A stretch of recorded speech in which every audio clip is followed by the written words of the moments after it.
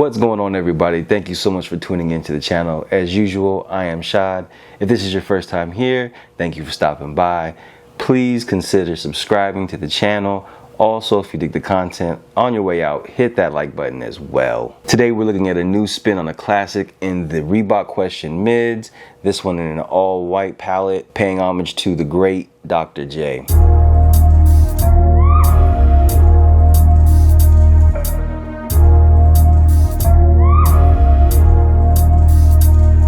This sneaker has not yet released in the US. As a matter of fact, I believe the official release date is July 22nd. I've actually had these since May. Got these off of In Clothing. I think they have a few sizes still left over. A couple of sites overseas still have these available. These did release in Europe first, and so we should be getting them here in the States in a couple of weeks. I actually didn't know at first that these were a tribute sneaker to Dr. J, and I didn't even pay attention to the number 6 on the back here. So, you know, when I found that out, I was actually surprised. In the 2002 All-Star game, Allen Iverson wore number 6 in honor of Dr. J. I believe the game was in Philly, so he paid tribute to Julius Erving, Dr. J. If you guys don't know who he is, please look him up.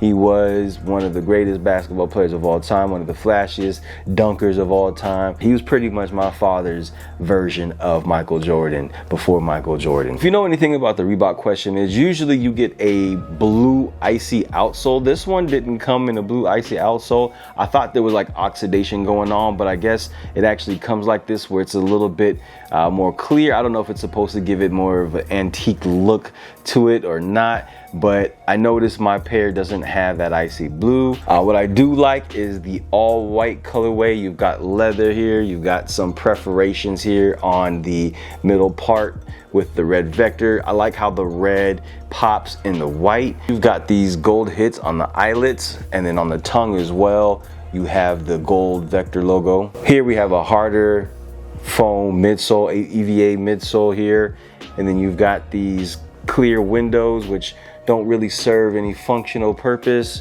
but they look good, of course, going with the classic Reebok aesthetic. The shoe did originally come with Hexalite technology. On these retros, I'm not sure if it's prevalent or if it's actually functional on these Reeboks these days. I know back in the day, they certainly were. I used to have a couple of pair of Reeboks with Hexalite technology, and you can definitely feel that. Got a white mesh tongue here, then you've got this synthetic leather at the top of it. Synthetic leather also around the collar of the sneaker. And then you've got some tumble leather, which feels like it's genuine leather. Nothing else really to it. Like I said, it's just a classic shoe.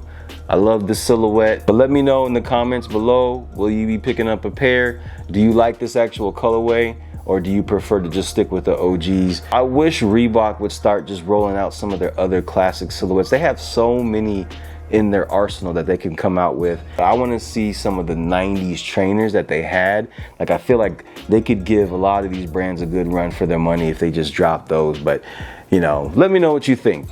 I do like these, and I will have these on. These are clean, you know, a good white sneaker. I don't have too many white sneakers. I dirty them up really fast, but you know, these are good to have in the collection. But that's it, guys. Stay tuned, more videos to come. I got a lot of things that I'm working on here, so make sure to hit that notification bell so you don't miss a video.